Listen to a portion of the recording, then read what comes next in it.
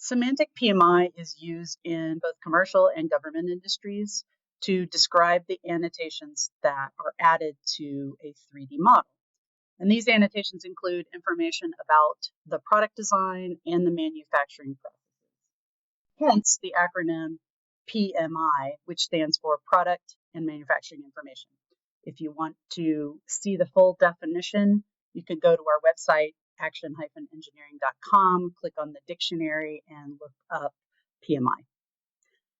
So I've kind of always had a problem with the word semantic PMI from the get-go. So I wanted to talk about why the words kind of get us confused.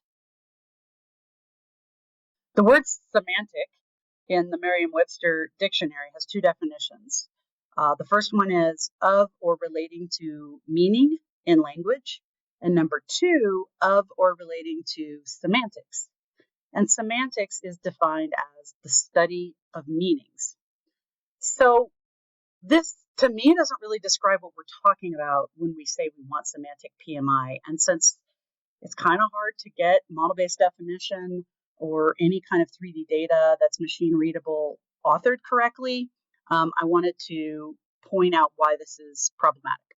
So the definition that I actually prefer, which is, I know, a little bit more wordy, but definitely more straightforward. So the definition I prefer to replace semantic PMI is annotations digitally associated with the features they represent.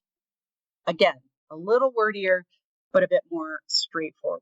So what I've shown you in this video are examples of semantic PMI, or my definition, annotations that are digitally associated with the features they represent on a Creo model. And this digital associativity and authoring it such that it is completely machine readable is extremely important for any downstream activities or downstream file formats that get generated or published from the Creo native file. Some of those downstream derivatives are QIF, STEP, 3D PDFs, and HTML files.